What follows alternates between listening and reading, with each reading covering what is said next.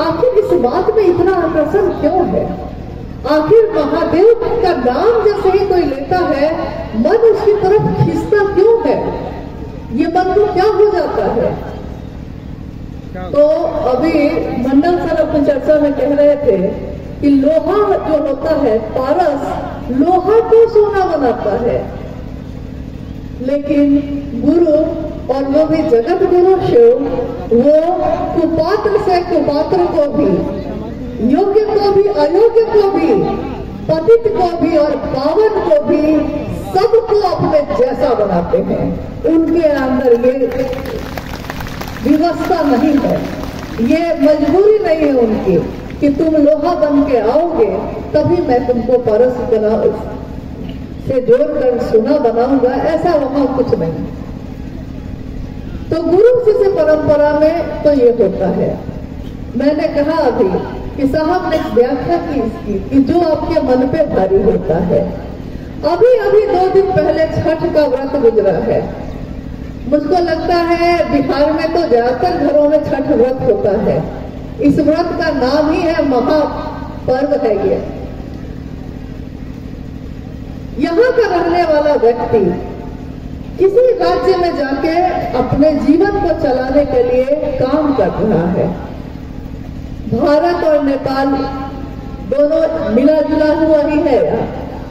तो इन दोनों देशों के रहने वाले लोग अलग अलग देशों में जाते हैं काम करने, अपने जीवन को चलाने के लिए, अपने परिवार को पालने के लिए। लेकिन आपने देखा होगा कि जैसे ही होगा कि छठ व्रत आ रहा है, टिकट मिले या नहीं मिले, ट्रेन में लटक लटक के भी, लेकिन वो कहाँ लौटता है? अपने घर।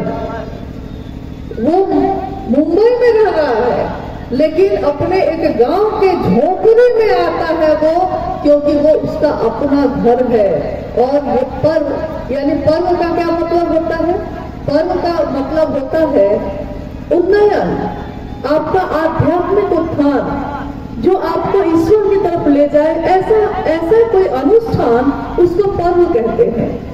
और पर्व सबको एक कर देता है, सबकी मानसिकता एक कर देता है। अपने अस्तित्व को भूलकर, अपनी सुख और दुख को भूलकर, बाथरूम में ट्रेन के बैठकर, बस में लटक कर, कैसे भी लेकिन घर पहुंचता ही पहुंचता है।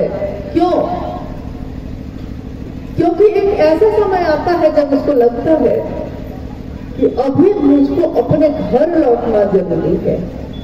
जब कोई बहुत बड़ा सुख होता है तब भी, और अगर कोई महामारी आ जाती है या दुख आ जाता है तब भी।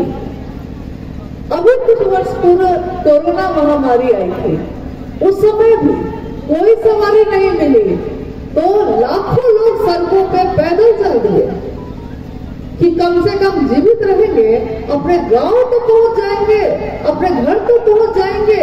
देखिए, जब सारे सहारे छूट जाते हैं, जब सारे लोग साथ छोड़ देते हैं, तो हमको याद आता है कि एक सहारा है जो मेरा घर है, चाहे जैसा है, चाहे वो बिल्डिंग है, चाहे वो झोपड़ी है, लेकिन वो मेरा है। बस यही बात साहब ने कही। शिव सबका है तो हम उसकी परवाह नहीं करते। जिस दिन मेरा मन ये समझ जाता है कि वो शिव मेरा है, तो दूसरे करते हैं या नहीं करते हैं, मुझको महादेव का काम करना है, मुझको महादेव से दया मांगनी है, मुझको उनकी बात करनी है, मुझको उनको प्रणाम करना है, चाहे दूसरे करें या ना करें। और साहब ने कहा कि ये दुनिया जिसमें हम आए हैं, ये अपना देश है नहीं, आए हैं कुछ समय के लिए आए हैं, लेकिन इतना सामान इकट्ठा करते हैं, इतनी चीजें इकट्ठी करते हैं कि लगता है जैसे यहाँ से जाएंगे भी नहीं।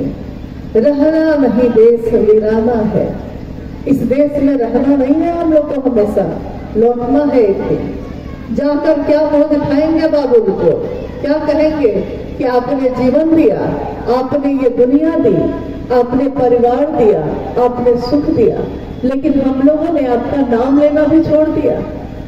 साहब ने कहा कि उस शिव को जो सबका है, लेकिन तुम्हारा नहीं है। तुम अपना गुरु बनाओ उसको, अपना। इस शब्द में इतनी ताकत है, इतनी शक्ति है, इतना चुंबक की तरह यह काम करता है कि जैसे ही कहते हैं अपना, हम अपनी सब चीजों को एक तरफ कर देते हैं और सबसे ज्यादा भारी गुरु हो जाते हैं। जैसे आपने देखा होगा कि राशन की दुकान पे तराजू रखता है, लोग पूछता है कि कितना किलो चाहिए चावल, तो हम लोग कहते हैं कि आधा किलो चाहिए।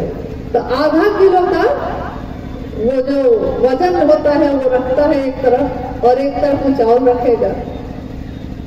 छोटा छोटा रखता रहता है, लेकिन एक बार में 1 किलो का जब रख देता है तो छोटा छोटा बहुत सामान भर है, लेकिन 1 किलो वाला जो पलड़ा है वो सबसे भारी हो जाता है, और वो हो जाता है नीचे और बाकी सब हो जाते हैं हल्के, यानी ऊपर।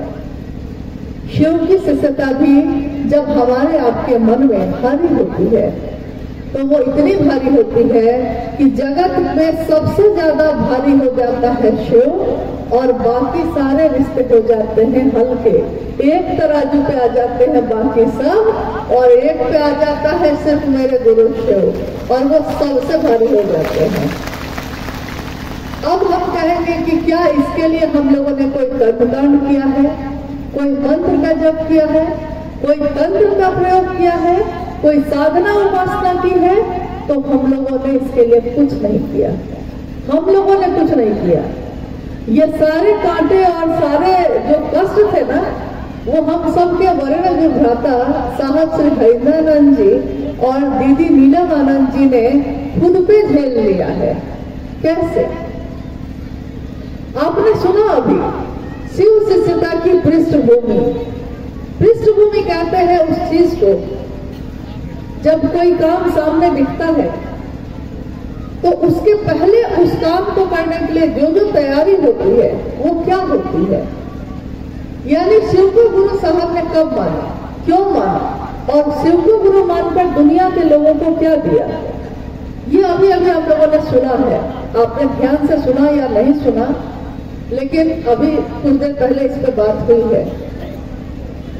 25 वर्ष की उम्र में साहब हरिंद्रानंद जी ने अपने जीवन को मुड़ के देखा। हम कहते हैं उसको सिंहावलोकन, यानी एक जंगल का राजा शेर जब जंगल से बाहर निकलता है तो वो मुड़कर अपने जंगल को निहारता है। उस नजर को कहते हैं सिंहावलोकन, यानी सिंह के द्वारा देखने का तरीका, उसने जो देखा है। साहब हरिंद्रानंद जी ने अपने जीवन को मुड़ के देखा। उस समय 12 वर्ष की उम्र से उन्होंने चमत्कार की चाह में या अनजाने रहस्य को जानने की चाह में अनेक लोगों को गुरु बनाना शुरू किया। 14 वर्ष बीत गए उनके इसी में। 14 वर्षों तक वो अलग अलग गुरु के पीछे भटकते रहे, और आरा के गांधी शमशान में 1974 में उस एक क्षण में, एक पल में उन्होंने अपने जीवन को देखा कि ये मैंने क्या किया है, मेरे जीवन में मुझको क्या मिला। 14 वर्षों से मैं क्या, उन्होंने क्या नहीं किया। शमशान साधना की, कब्रिस्तान साधना की, तंत्र, जो दुनिया में जो तंत्र मंत्र चलते हैं उनका प्रयोग किया, सब कुछ किया। लेकिन ये सब करने के बाद उन्होंने समझा, उनको बोध हुआ, ये समझ आई कि इन चीजों में कुछ भी रखा नहीं है, कुछ भी हासिल नहीं है, कुछ भी नहीं मिला। और उनके मन में जो उन्होंने अपने बचपन से अपने घर में सुना था, अपने माता पिता के द्वारा। देखिए, माता पिता की भूमिका भी बहुत बड़ी होती है इसमें, क्योंकि एक बचपन में एक बच्चा जो सुनता है, बड़े होके उसके जीवन में कब वो पुष्प बन के खिलता है पता ही नहीं चलता। साहब हरिंद्रानंद जी के मन में उस समय ये श्लोक, ये पंक्ति गूंज उठी, गुरुर ब्रह्मा गुरुर विष्णु गुरुर देवो महेश्वर।